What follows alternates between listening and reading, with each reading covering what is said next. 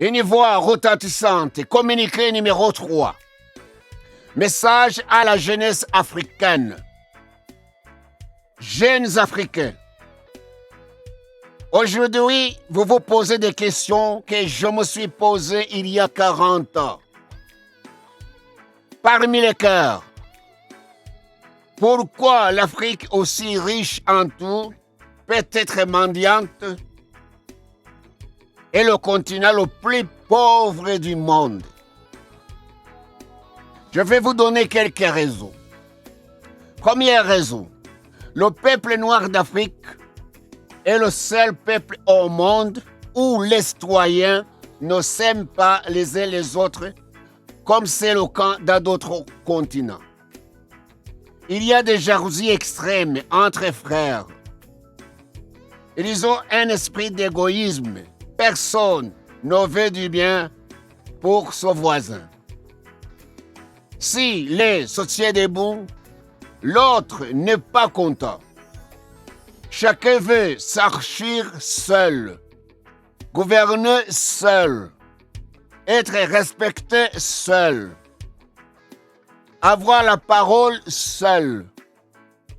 Une fois quelqu'un devient président, il ne quitte le pouvoir que par sa mort, alors qu'il ne fait rien de bon pour son pays ni pour son peuple. Deuxième raison, les Africains ont du mal à s'attendre.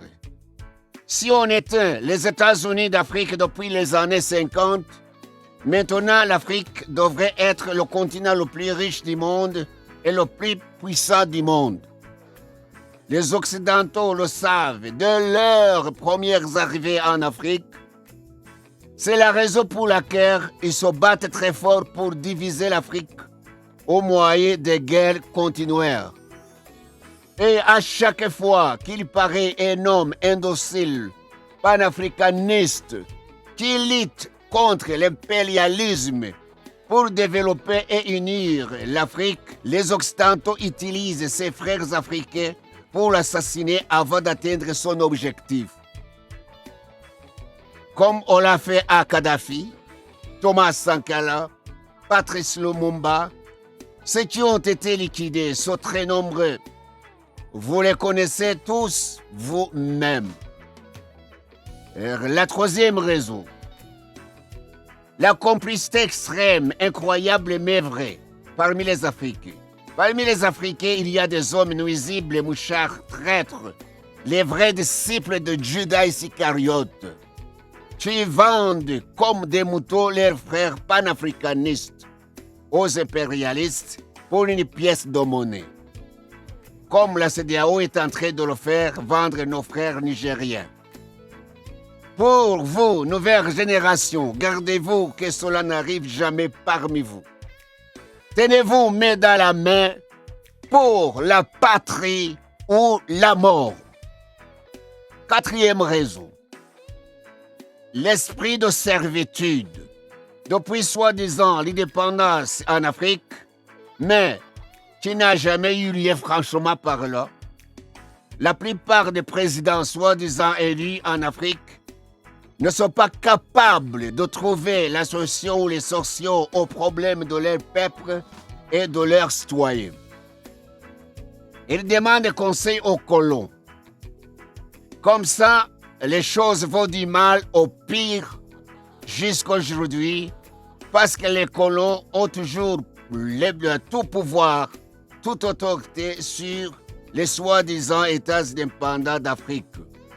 Alors que réellement, ils sont 1000% dépendants toujours de leurs anciens colonisateurs. Cinquième raison, l'absence du continentalisme. Les présidents africains participent au pillage des ressources naturelles et de tous les trésors africains. Ils ne développent pas leur pays, ils n'aident pas leurs citoyens. Les colonisateurs pillent les matières premières africaines et il reviendra plus tard vendre les matières finies sur un prix très cher en Afrique.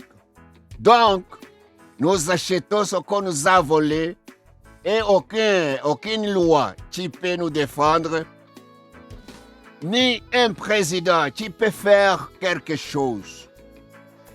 Les raisons de notre malheur sont trop nombreuses.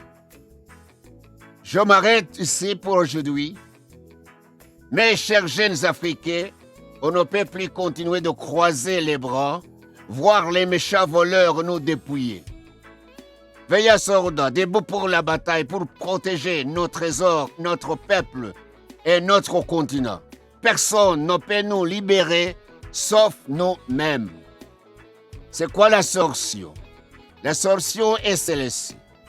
Vous, jeunes Africains, vous êtes une génération qui doit changer tout et sauver notre continent. Mobilisez-vous sans hypocrisie. Soyez tous des commandos militaires avec un même cœur. Faites des projets de développement pour votre continent dans tous les secteurs. Vous avez tout ce dont vous avez besoin pour accomplir tous vos projets. Ne cherchez pas des conseils aux politiciens de nos jours.